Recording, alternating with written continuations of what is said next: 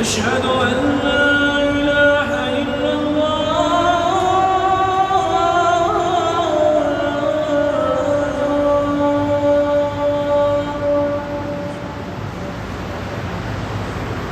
أشهد أن لا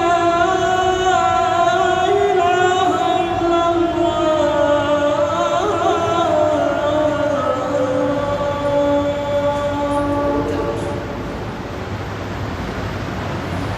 أشهد أن محمدًا رسول الله.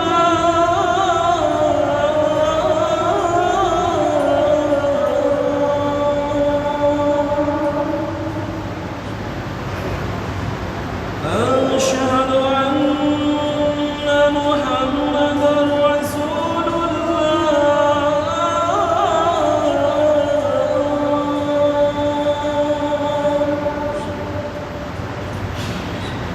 حي على الصلاة.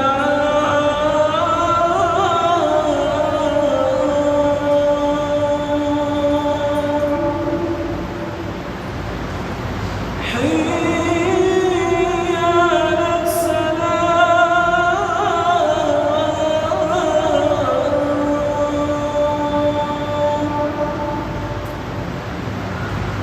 حي على الفلاح.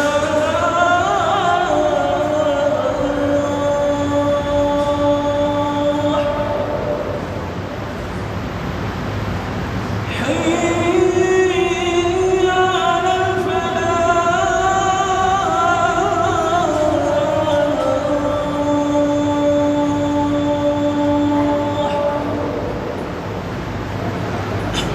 الله أكبر، الله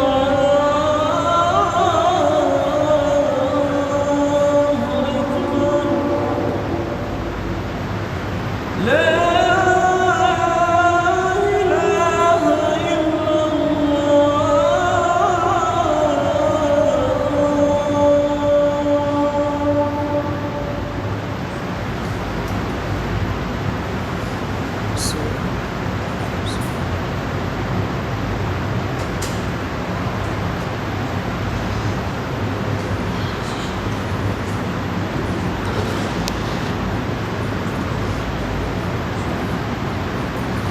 إن الحمد لله نحمده ونستعينه ونستغفره ونعوذ بالله من شرور أنفسنا ومن سيئات أعمالنا. من يهده الله فلا مضل له ومن يضلل فلا هادي له. وأشهد أن لا إله إلا الله وحده لا شريك له، وأشهد أن محمدًا عبده ورسوله. أما بعد فإن خير حديث كتاب الله، وخير الهدي هدي محمد صلى الله عليه وسلم، وشر الأمور محدثاتها، وكل محدثة بدعة، وكل بدعة ضلالة، وكل ضلالة في النار. أعوذ بالله من الشيطان الرجيم. بسم الله الرحمن الرحيم. قاف والقرآن المجيد. بل عجبوا أن جاءهم منذر منهم فقال الكافرون هذا شيء عجيب. أإذا متنا وكنا ترابا ذلك رجع بعيد. قد علمنا ما تنقص الأرض منهم وعندنا كتاب حفيظ. بل كذبوا بالحق لما جاءهم فهم في أمر مريج. أفلم ينظروا إلى السماء فوقهم كيف بنيناها وزيناها وما لها من فروج. والأرض مددناها وألقينا فيها رواسي وأنبتنا فيها من كل زوج بهيج. تبصرة وذكرى لكل عبد منيب. ونزلنا من السماء ماء مباركا فأنبتنا به جنات وحب الحصيد والنخل باسقات لها طلع نضيد رزقا للعباد وأحيينا به بلدة ميتا كذلك الخروج.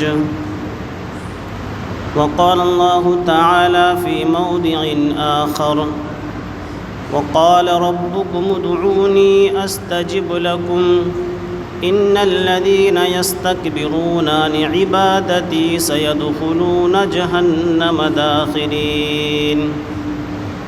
رب اشرح لي صدري ويسر لي أمري واحلل عقدة من لساني يفقه قولي رب زدنی علما. حضرات گرامی، آج کے اس خطبہ جمعہ میں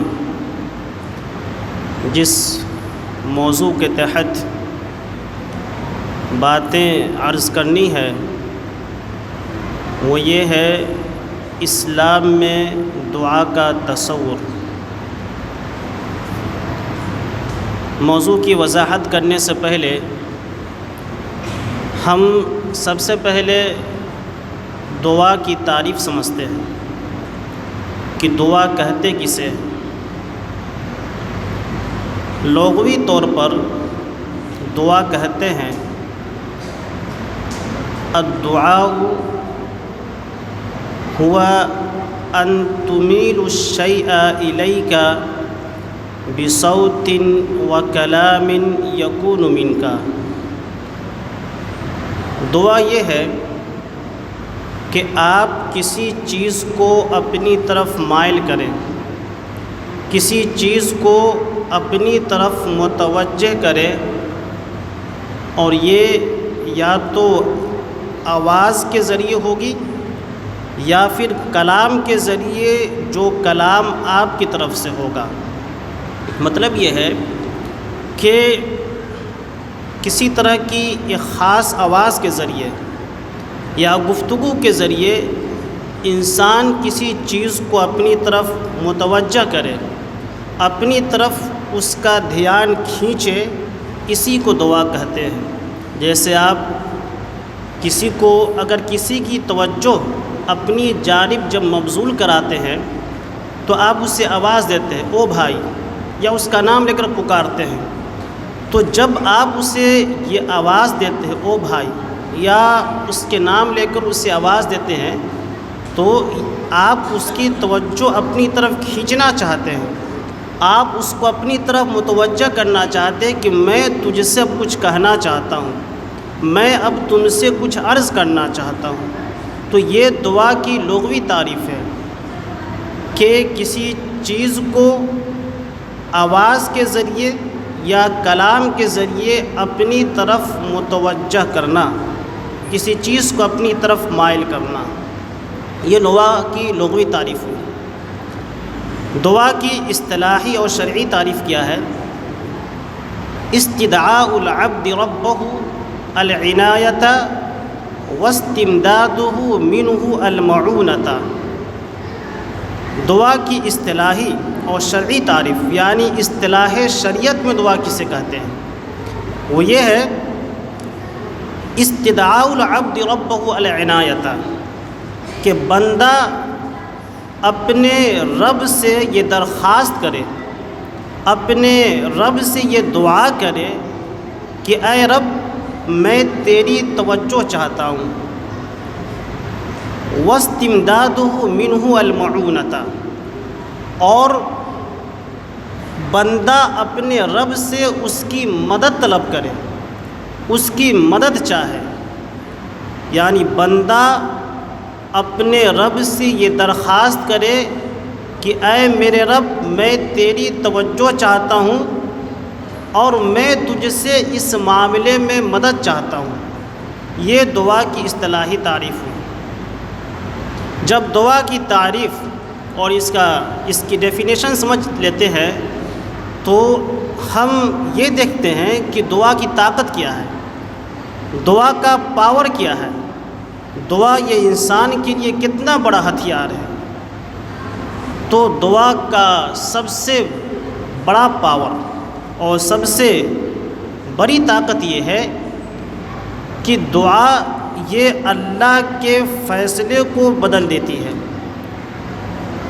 رب کے یہاں ایک فیصلہ کیا جا چکا ہے، ایک فیصلہ لکھا جا چکا ہے، انسان کی تقدیر رب تعالیٰ نے لکھ رکھی ہے، لیکن دعا اس میں اتنی طاقت ہے اور یہ اتنی پر اثر ہوتی ہے کہ یہ دعا رب کے فیصلے کو بھی بدل دیتی ہے۔ جیسا کہ صحیح حدیث کے اندر ہے، آپ صلی اللہ علیہ وسلم نے فرمایا کہ لا يرد القضاء الا الدعاء ولا يزيد في العمر الا البر، رواہ الترمذی، کہ تقدیر کو دعا کے علاوہ کوئی چیز نہیں ٹال سکتی۔ تقدیر کو رب نے جو فیصلہ کر دیا ہے کسی بندے کے حق میں، اس فیصلے کو، اس تقدیر کو اگر کوئی چیز ٹال سکتی ہے، اس فیصلے کو اگر کوئی چیز بدل سکتی ہے تو وہ صرف دعا ہے۔ لا يرد القضاء الا الدعاء، کہ تقدیر کو، اللہ کے فیصلے کو بدلنے والی اگر کوئی چیز ہے تو وہ صرف دعا ہے۔ ولا يزيد في العمر الا البر، اور انسان کی عمر میں اگر کوئی چیز اضافہ کرنے والی ہے تو وہ نیکی ہے۔ لہٰذا اگر ہم چاہتے ہیں کہ رب کا فیصلہ بدلے ہمارے تعلق سے، یعنی ہم اپنی تقدیر بدلوانا چاہتے ہیں، ہم اپنے بارے میں رب کے فیصلے کو بدلوانا چاہتے ہیں، تو پھر ہمارے لیے دعا لازم ہے، ہم دعا کریں۔ اور اگر ہم یہ چاہتے ہیں کہ ہماری عمر میں اضافہ ہو، ہماری عمر میں برکت ہو، تو اس کے لیے طریقہ یہ ہے کہ ہم نیکی کریں۔ ولا يزيد في العمر الا البر، کہ انسان کی عمر میں اگر کوئی چیز اضافہ کر سکتی ہے تو وہ نیکی ہے۔ ہر چھوٹی بڑی نیکی ہم کر کے ہم اپنی عمر میں اضافہ کروا سکتے ہیں، ہم اپنی عمر میں مزید برکت پیدا کر سکتے ہیں اللہ کی توفیق سے۔ تو ہمیں چاہیے کہ ہم کثرت سے دعا کریں، اور یہ کس لیے؟ اگر ہم چاہتے ہیں کہ تقدیر ہماری بدلے، اور اسی طریقے سے ہر چھوٹی بڑی نیکی کو بھی انجام دینا چاہیے تاکہ ہماری عمر کے اندر برکت ہو۔ کسی سے سلام کرنا، کسی سے مصافحہ کرنا، کسی سے مسکرا کر کے، چہرے پر تبسم لا کر کے، حشاش بشاش چہرے کے ذریعے کسی سے ملاقات کرنا، گفتگو کرنا، راستہ چلتے راستے سے کسی تکلیف دہ چیز کو دور کر دینا، یہ وہ چھوٹی چھوٹی چیزیں ہیں جس پر ہم دھیان نہیں دیتے، حالانکہ یہی وہ چیزیں ہیں، یہی وہ نیکیاں ہیں جو ہماری عمر میں اضافے کا باعث بنتی ہے۔ تو دعا کی سب سے بڑی طاقت یہ ہے کہ دعا یہ رب کے فیصلے کو بدل دیتی ہے۔ دعا کی دوسری بڑی طاقت، ناممکن چیز کو ممکن بنا دیتی ہے، امپاسبل چیز کو پاسبل بنا دیتی ہے۔ ایک چیز ناممکن ہوتی ہے، اس کے ہونے کا امکان نہیں ہوتا ہے، لیکن دعا ایسی چیز ہے کہ اس ناممکن چیز کو بھی ممکن بنا دیتی ہے۔ اس کو سمجھنا ہو تو حضرت زکریا علیہ السلام کی دعا کے اندر غور کریں۔ مریم علیہ السلام کی کفالت آپ کے ذمے آئی تھی، زکریا علیہ السلام کے ذمے۔ یہ آپ کے رشتے میں خالو بھی تھے اور وقت کے نبی بھی تھے، اس لحاظ سے آپ کی کفالت یا آپ کا سب سے بہترین کفیل اگر کوئی ہو سکتا تھا تو زکریا علیہ السلام ہی ہو سکتے تھے۔ چنانچہ آپ ان کی کفالت کرتے، ان کی پرورش کرتے، ان کی دیکھ ریکھ کرتے، اور ان کے لیے ایک حجرہ تھا جس کو قرآن نے محراب سے تعبیر کیا ہے۔ یہ حجرہ، یہ محراب مریم علیہ السلام کی رہائش گاہ تھی، اس میں وہ اللہ کی عبادت کرتی، اللہ کی بندگی کرتی۔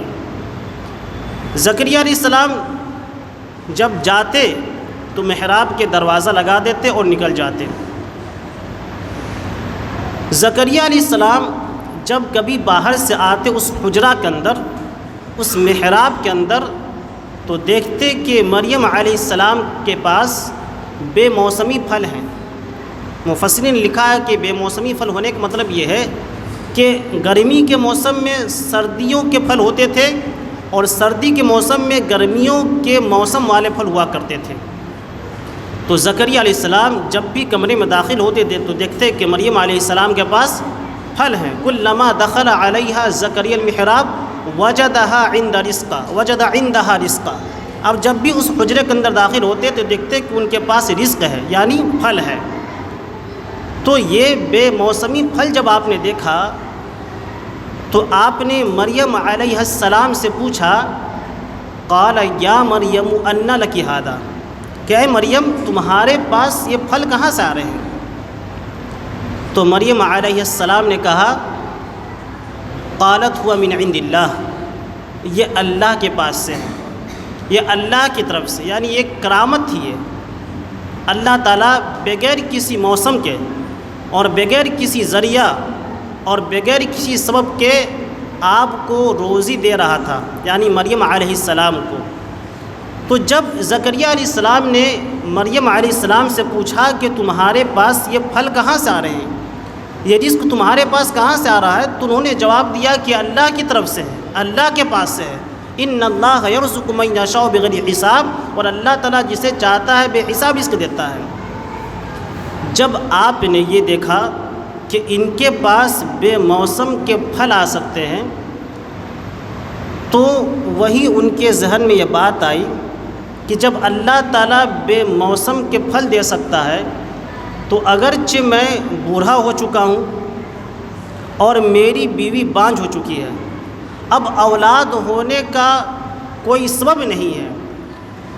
اولاد ہونے کے جو دو بنیادی اسباب ہوتے ہیں وہ دونوں بنیادی اسباب یہاں پہ فوت ہیں۔ ایک تو زکریا علیہ السلام بوڑھا ہو چکے ہیں، آپ کے اندر اولاد پیدا کرنے کی اب صلاحیت نہیں رہی، اور آپ کی بیوی بھی بانجھ ہو چکی ہے، ان کے اندر بھی اولاد پیدا کرنے کی کوئی صلاحیت نہیں رہی ہے۔ لیکن جب زکریا علیہ السلام نے دیکھا کہ وہ اللہ بغیر موسم کے پھل دے سکتا ہے، وہیں سے ان کے ذہن میں بات آئی کہ وہ اللہ مجھے اس عمر میں اولاد کیوں نہیں دے سکتا ہے۔ ہنالک دعا زکریا ربہ، وہیں پر زکریا علیہ السلام نے اللہ تعالیٰ سے اپنے رب سے دعا کی، قال رب ہب لی من لدنک ذریۃ طیبہ انک سمیع الدعاء۔ زکریا علیہ السلام نے رب سے دعا کی کہ اے میرے رب تو مجھے نیک پاکیزہ ذریت عطا کر، انک سمیع الدعاء، بلا شبہ تو دعا کو قبول کرنے والا ہے۔ تو جب زکریا علیہ السلام نے دیکھا کہ اللہ تعالیٰ بے موسم کے پھل دے سکتا ہے تو ان کے یقین اور اعتماد میں اضافہ ہوا، اور انہوں نے اس سے استدلال کیا کہ وہی اللہ بغیر اسباب کے ہمیں اولاد بھی دے سکتا ہے۔ چنانچہ انہوں نے اس بڑھاپے کے عالم میں، جب کہ وہ بوڑھا ہو چکے ہیں، ان کی بیوی بانجھ ہو چکی ہے، اس عالم میں وہ رب سے دعا کرتے ہیں اولاد کے لیے، ذریۃ طیبہ، اے اللہ مجھے ایک پاکیزہ ذریت، نیک اور صالح اولاد عطا کر، بلا شبہ تو دعاؤں کو سننے والا ہے۔ فنادته الملائکۃ وهو قائم يصلي في المحراب ان الله يبشرك بيحيى مصدقا بكلمة من الله وسيدا وحصورا ونبيا من الصالحين۔ ابھی آپ اسی محراب میں نماز کی حالت میں ہوتے ہیں، نماز پڑھ رہے ہوتے ہیں کہ فرشتہ آتا ہے اور آپ کو بیٹی یحییٰ کی بشارت دیتا ہے۔ فنادته الملائکۃ وهو قائم يصلي في المحراب، تو فرشتہ نے آپ کو آواز لگائی، یہ منادی دی اس حالت میں کہ آپ نماز پڑھ رہے تھے۔ کیا بشارت دی؟ ان اللہ یبشرک بیحییٰ، کہ اللہ تعالیٰ آپ کو یحییٰ کی بشارت دیتا ہے، یعنی آپ کے یہاں جو بیٹا پیدا ہونے والا ہے اس کا نام یحییٰ ہوگا۔ اس کے بعد جب فرشتہ آپ کو بیٹے کی بشارت دیتا ہے تو زکریا علیہ السلام کہتے ہیں قال رب انا یکون لی غلام وقد بلغنی الکبر وامرأتی عاقر، کہ اے میرے رب میرے یہاں بچہ کیسے ہو سکتا ہے، مجھے اولاد کیسے ہو سکتی ہے، میں بالکل بوڑھا ہو چکا ہوں، وقد بلغنی الکبر، میں بڑھاپے کی عمر کو پہنچ چکا ہوں، وکانت امرأتی عاقر، اور میری بیوی بھی بانجھ ہو چکی ہے، تو اب میرے یہاں بچے کا امکان کیسے ہے؟ قال كذلك اللہ یفعل ما یشاء، فرشتے نے کہا کہ اللہ تعالیٰ جو چاہتا ہے کرتا ہے۔ تو یہاں پر دیکھیں ظاہر سے بات ہے، جو ظاہری اسباب ہے کہ انسان جب بوڑھا ہو جاتا ہے تو پھر اولاد کی کوئی امید نہیں رہ جاتی ہے، عورت جب بانجھ ہو جاتی ہے تو اس کے اندر بچے جننے کی صلاحیت ختم ہو جاتی ہے۔ زکریا علیہ السلام بالکل بوڑھا ہو چکے ہوتے ہیں اور آپ کی بیوی بھی بانجھ ہو چکی ہوتی ہے، اب اولاد کی کوئی امید نہیں ہے، کوئی امکان نہیں ہے، لیکن جب انہوں نے دیکھا کہ اللہ تعالیٰ بے موسم کے پھل دے سکتا ہے تو مجھے اس بڑھاپے کے عالم میں اولاد کو نہیں دے سکتا ہے، انہوں نے رب سے دعا کی اور رب نے ان کی دعا سن لی اور انہیں ایک نیک صالح اولاد زکریا علیہ السلام کی صورت میں عطا کی۔ اس سے پتہ کیا چلا کہ دعا ناممکن کو ممکن بنا دیتی ہے۔ بڑھاپے کی حالت میں اولاد کا امکان نہیں ہوتا ہے، بیوی جب بانجھ ہو جاتی ہے اولاد کا امکان ختم ہو جاتا ہے، لیکن اس دعا نے ناممکن چیز کو ممکن بنا دیا۔ تو دعا کی دوسری بڑی طاقت یہ ہے کہ دعا ناممکن چیز کو ممکن بنا دیتی ہے۔ دعا کی تیسری بڑی طاقت، بہت سی بیماریاں ایسی ہوتی ہیں جو لا علاج ہوتی ہیں، میڈیکل سائنس کے پاس اس کا کوئی علاج نہیں ہوتا ہے، اطباء اس بیماری کے سامنے اپنا ہاتھ جھاڑ دیتے ہیں کہ میرے پاس اس کا کوئی علاج نہیں ہے۔ بڑے بڑے ہاسپٹلز اس مریض کو ریفر کر دیتے ہیں کہ میرے یہاں اس کا کوئی علاج نہیں ہے۔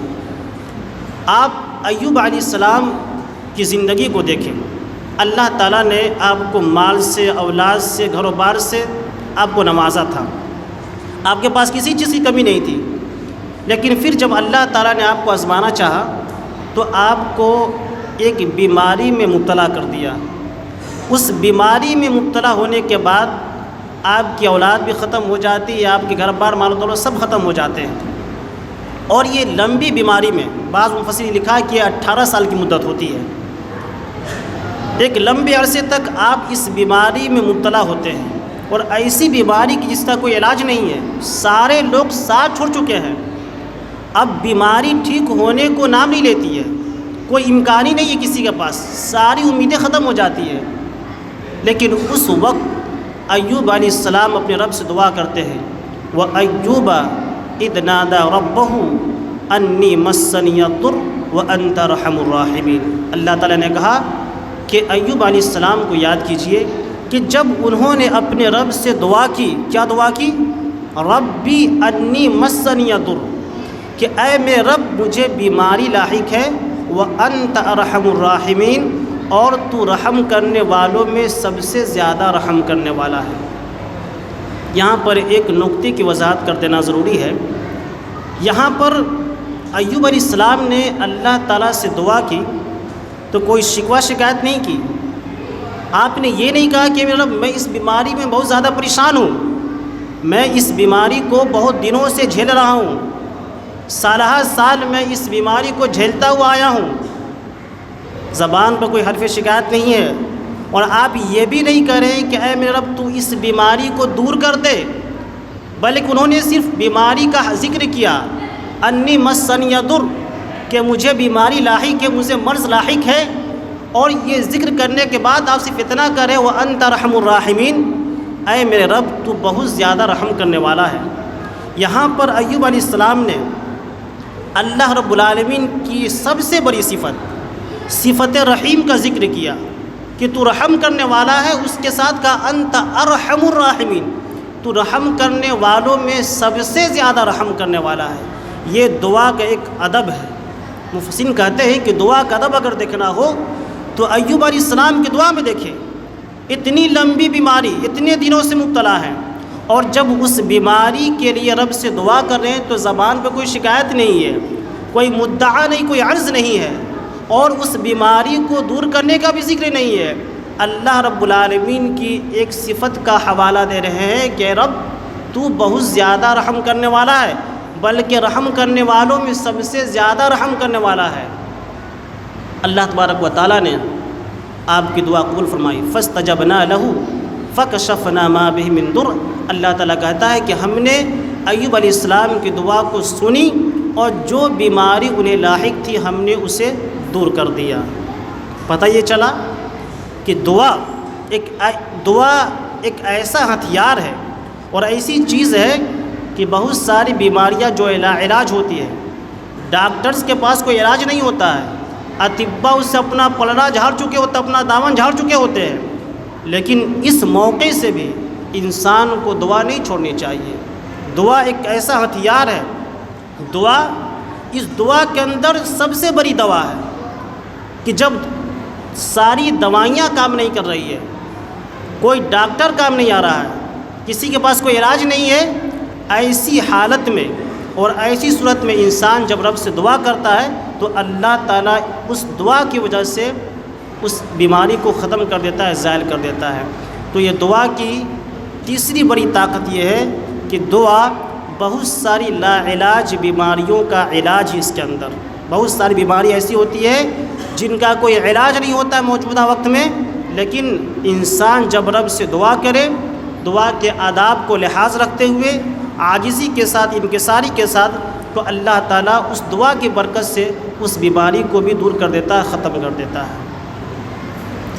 دعا اس میں ہر مصیبت سے نجات پانے کا علاج ہے۔ یونس علیہ السلام کا واقعہ دیکھیں کہ جب انہوں نے قوم کو دعوت دی، مسلسل انہوں نے دعوت دی، جب قوم نے آپ کی بات کو ٹھکرا دیا، آپ کے پیغام کو ٹھکرا دیا، قوم کسی طرح سے آپ کی بات کو ماننے کو تیار نہیں، تو اب مارے غصہ کے قوم کی طرف سے نکل جاتے ہیں اور جا کے کشتی میں سوار ہو جاتے ہیں۔ جب کشتی میں سوار ہوتے ہیں تو ایک مچھلی آ کر انہیں نگل لیتی ہے، اور مچھلی کے پیٹ کے بارے میں سائنس بتاتی ہے کہ مچھلی کا پیٹ اتنا گرم ہوتا ہے کہ اس کے اندر لوہے کو بھی پگھلا دینے کی صلاحیت ہوتی ہے، یعنی اگر اس مچھلی کے پیٹ کے اندر لوہا بھی ڈال دیا جائے تو مچھلی کا پیٹ اتنا گرم ہوتا ہے کہ وہ لوہے کو بھی پگھلا سکتا ہے۔ یونس علیہ السلام اس مچھلی کے پیٹ میں جاتے ہیں، اور مچھلی کا پیٹ، آپ اس حالت میں تین تاریکیوں کا سامنا کر رہے ہیں۔ ایک رات کی تاریکی ہے، مچھلی کے پیٹ کی تاریکی ہے، سمندر کی تاریکی ہے، آپ ان تاریکیوں میں پھنس چکے ہیں، نجات پانے کا کوئی راستہ نہیں ہے، بہت بڑی مصیبت ہے۔ اس مصیبت کی حالت میں، اس مصیبت کے عالم میں آپ اپنے رب سے دعا کرتے ہیں، اللہ الہ الا انت سبحانک انی کنت من الظالمین، کہ تیرے سوا کوئی معبود نہیں ہے، تیری ذات پاک ہے، بلا شبہ میں ہی ظالموں میں سے ہوں۔ اللہ تعالیٰ نے کیا کہا؟ فاستجبنا له فنجیناہ من الغم وکذالک ننجی المؤمنین۔ ہم نے ان کی دعا قبول کی، ہم نے ان کی دعا سنی، اور جس مصیبت اور پریشانی میں وہ مبتلا تھے ہم نے اس پریشانی سے، اس مصیبت سے یونس علیہ السلام کو نجات دی۔ وکذالک ننجی المؤمنین، اور ہم ہر مومن کو اسی طرح نجات دیتے ہیں۔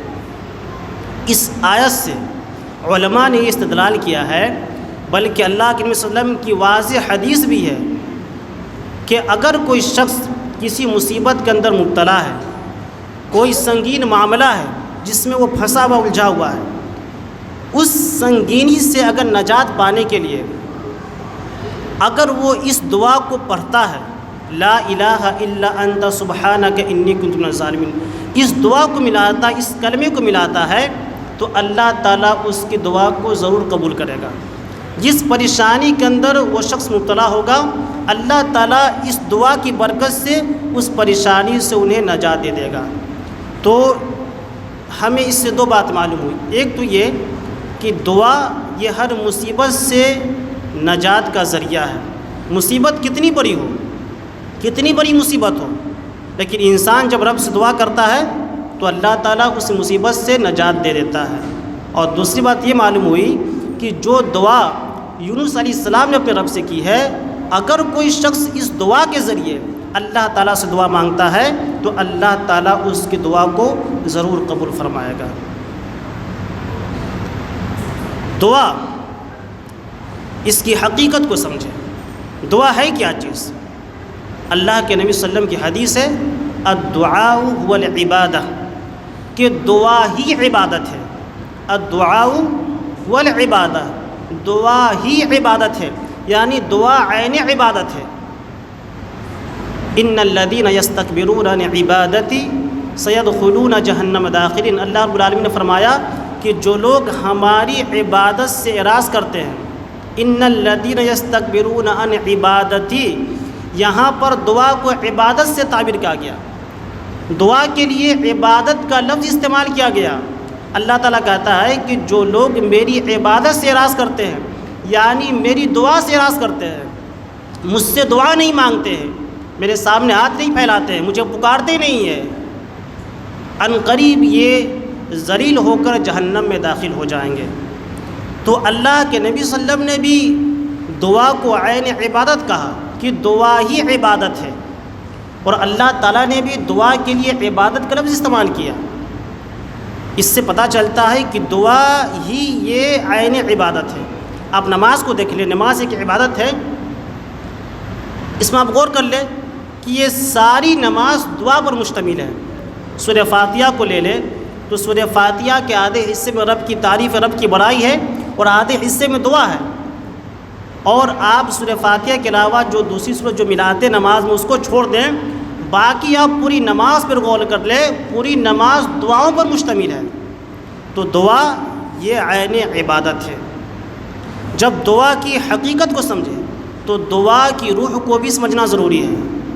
دعا کی روح تضرع ہے، تضرع، گڑ گڑانا، جس کو ہم کہتے ہیں فقیری، محتاجگی، عاجزی، انکساری۔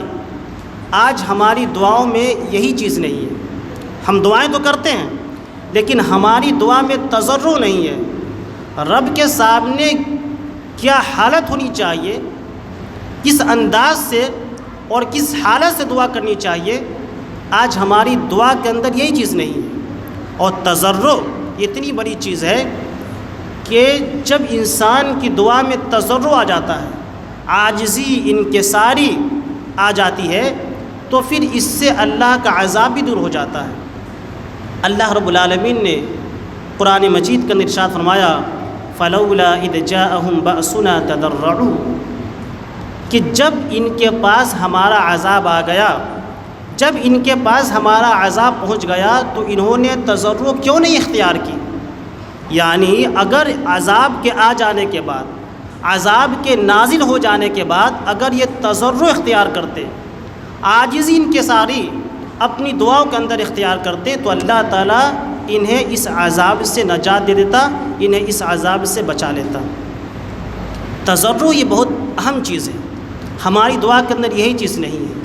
موسیٰ علیہ السلام کا جو واقعہ ہے کہ آپ نے قبطی کو گھونسا مارا تھا، آپ نے گھونسا مارا تھا اسے مارنے کے ارادے سے نہیں، یہ غیر ارادی طور پر آپ نے گھونسا مارا، آپ کی نیت ایسی نہیں تھی کہ وہ مر جائے آپ کے گھونسا سے، لیکن آپ کے گھونسا لگنے کے بعد وہ قبطی شخص مر جاتا ہے۔ آپ کو خبر ہوتی ہے کہ آپ کو ڈھونڈنے کے لیے پولیس لگی ہوئی ہے، آپ بھاگتے ہیں، راستے میں لڑکیاں جانوروں کو پانی پلا رہے ہوتے ہیں، وہیں پر دو لڑکیاں ہوتی ہیں، آپ ان دونوں لڑکیوں کے جانوروں کو پانی پلا کر کے ایک سائے میں آ کر کے کھڑے ہوتے ہیں۔ اس کے بعد آپ کیا دعا کرتے ہیں؟ رب انی لما انزلت الی من خیر فقیر، کہ اے میرے رب جو بھلائی بھی تو نازل کرے میں اس کا فقیر ہوں، میں اس کا محتاج ہوں۔ آپ غور کریں کہ بنی اسرائیل کا سب سے بڑا نبی، بنی اسرائیل کا سب سے معزز نبی، وہ رب کے سامنے کیا کہہ رہا کہ میں فقیر ہوں۔ فقیر کا مطلب یہ نہیں جو آپ آج کل دیکھتے ہیں، یہ تو ڈھونگی لوگ ہوتے ہیں۔ فقیر یعنی وہ بالکل لاچار، بے بس، بالکل محتاج، اپنی بے چارگی، اپنی بے بسی اور اپنی محتاجگی کا اظہار کون کر رہا ہے رب کے سامنے؟ وقت کا سب سے بڑا نبی، سب سے معزز نبی رب کے سامنے یہ قرار کر رہا ہے کہ اے رب، جو بھی بھلائی تو نازل کرتا ہے آسمان سے، میں تیری بھلائی کا فقیر ہوں، میں محتاج ہوں۔ یعنی آپ کی حالت بھی فقر والی ہے، آپ کی حالت میں بھی افتقار ہے، اور آپ جو دعا کر رہے ہیں، جو آپ کی زبان سے جو کلمات ادا ہو رہے ہیں، اس کلمات کے اندر بھی افتقار ہے، اس کلمہ کے اندر بھی محتاجگی ہے، عاجزی ہے، بے بسی ہے، انکساری ہے۔ تو دعا کے اندر انکساری، تضرع جس کو کہتے ہیں گر گرانا، رونا، اپنی بے بسی کا اظہار کرنا کہ ہم کچھ نہیں ہیں، یہ بہت ضروری ہے۔ تو جو باتیں ہوئیں، ایک تو دعا کی تعریف کیا، دعا کہتے کسے ہیں، دوسری چیز کہ دعا کا پاور کیا ہے۔ پہلا بڑا پاور کہ تقدیر کو بدل دیتی ہے، دوسری بڑی طاقت کہ ناممکن چیز کو ممکن بنا دیتی ہے، تیسری بڑی طاقت کہ بہت ساری بیماریاں جو لا علاج ہوتی ہے، دعا کے اندر اس بیماری کا بھی علاج ہوتا ہے، اور چوتھی بڑی طاقت کہ دعا یہ ہر مصیبت سے انسان کو نجات دیتی ہے۔ اس کے بعد میں نے بتایا کہ دعا کی حقیقت کیا ہے۔ دعا کی حقیقت یہ ہے کہ دعا یہ عبادت ہے، دعا یہی عبادت ہے۔ اور پانچویں چیز یہ کہ دعا کی روح کیا ہے، دعا کا مغز کیا ہے، دعا کی جان کیا ہے۔ تو دعا کی روح اور دعا کی جان یہ ہے کہ دعا کے اندر تضرع ہونی چاہیے، گریہ وزاری اور انکساری ہونی چاہیے۔ جب یہ چیزیں آ جاتی ہے تو اللہ تعالیٰ دعا کو ضرور قبول کرتا ہے۔ اللہ تعالیٰ سے دعا ہے کہ بار الہ ہم تمام لوگوں کو دعا کی حقیقت کو سمجھنے اور اسے برتنے کی توفیق دے، ہم تمام لوگوں کو قرآن و حدیث کے مطابق چلنے والا بنا، ہم تمام لوگوں کی زندگی میں برکت دے، اور جب تک ہم زندہ رہے ایمان اسلام پر زندہ رہے، اور جب خاتمہ ہو تو خاتمہ بالخیر ہو۔ آمین۔ وصلی اللہ تعالی علی نبینا محمد۔